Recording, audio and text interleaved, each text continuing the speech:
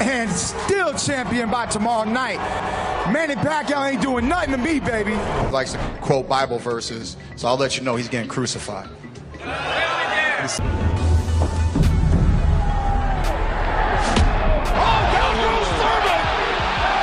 And let me tell you, that was just a quick punch.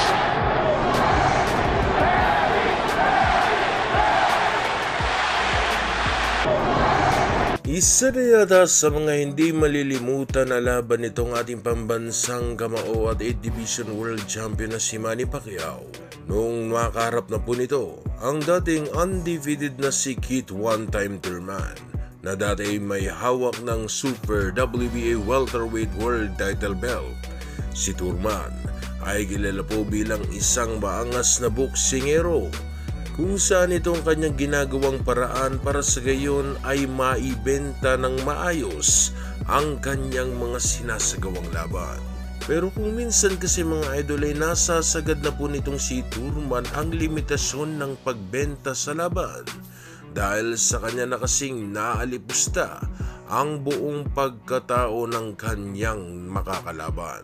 Kagaya na lamang nung makaharap na po nito ang ating kababayan na si Manny Pacquiao na kung saan ay maala T-Rex arm di umano ang braso kuno nitong si Pacquiao na hindi siya matatamaan dahil sa maikli lamang ang bias nito.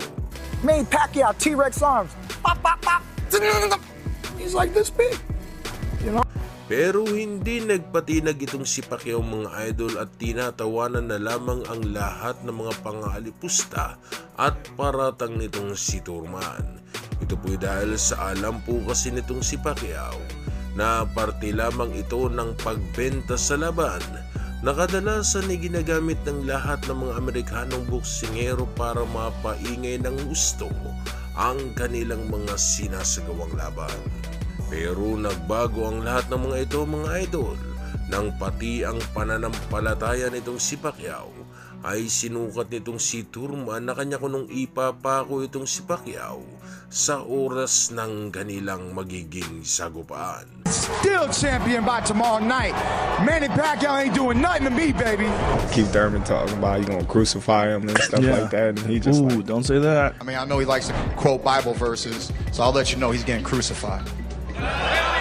Sa madaling salita mga idol ay ito di umano ang huling magagawang laban nitong si Pacquiao sa kanyang buong boxing career dahil sa ibibigay nitong si Thurman ang laban na hindi pa nararanasan ng isang Manny Pacquiao.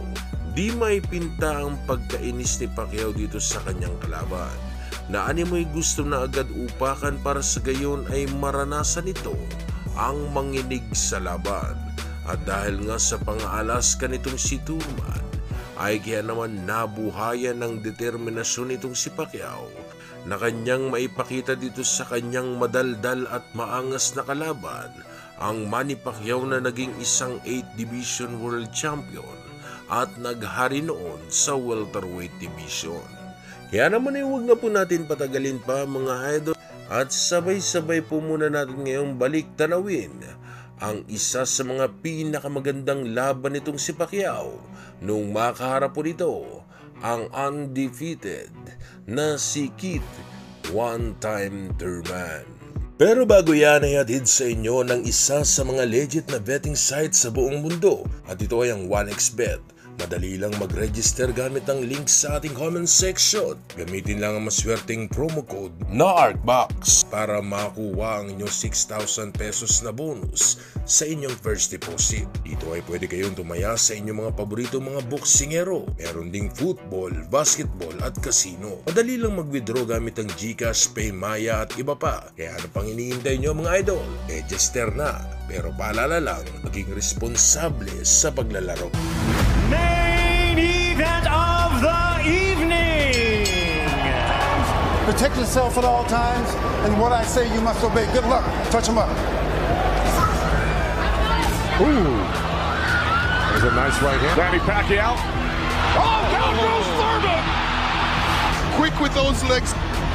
Throwing a combination punching cat. Now Thurman wasn't quick enough to get it out of the reach of that punch. Thurman.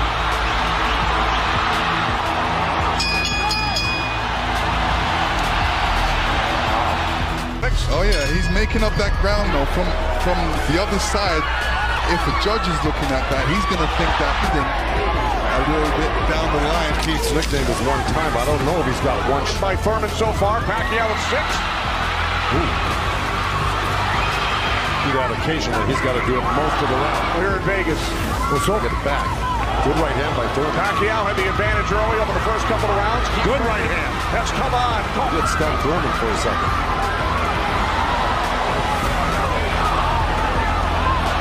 Let's check in with Heidi Antro. Heidi. Pacquiao catches Thurman. It was 6 years old. Oh, big. And this is a different angle that Manny's giving you. He's there and he's not. A bit more and throw combinations. And then midway through round 6. Left hand to the body and that right hook right over the top that he's used for years.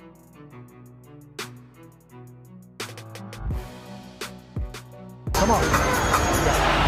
Boy, Pacquiao still has it at 40 years old. He's still. And here we go. Now late in round 1. 1 minute remaining. Thurman has got to win this half of the fight. Or else, right by Thurman. Good right uppercut by Manny. Oh, those punches are real. Oh, a great right hand by Thurman. Nice combination by Thurman and the right hook. Him occupied, mixing off his. He's got to get it back and even it up on the judges' scorecards. That's what he's doing. Oh, Thurman coming on good at the end here. This could steal the round for him.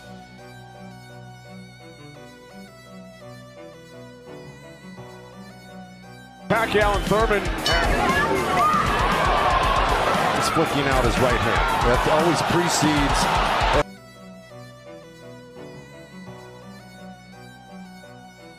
It didn't look like a horrible hector beginning. He went backwards. There's another headbutt right pain or in his body or something. Yeah, that body.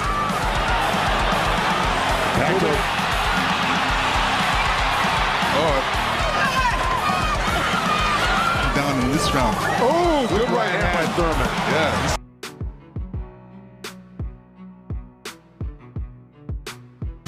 With Manny Pacquiao, the only 8-division champ, turned 41 in December.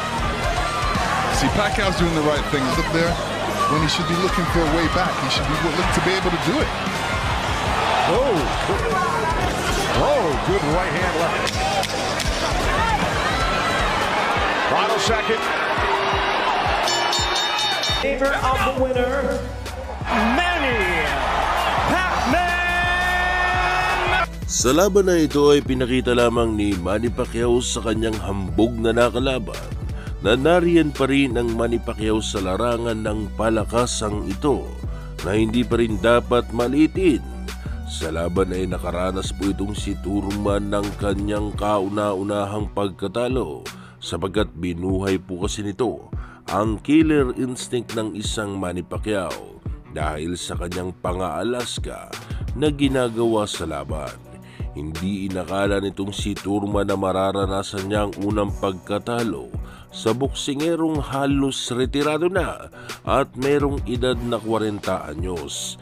Pero ang boksingerong palang ito ang babago sa kanyang karera. Ito'y dahil sa dito niya naranasan ang bumagsak sa lona at makaranas ng kauna-unahang talo sa kanyang buong professional boxing career. The one and only current WBA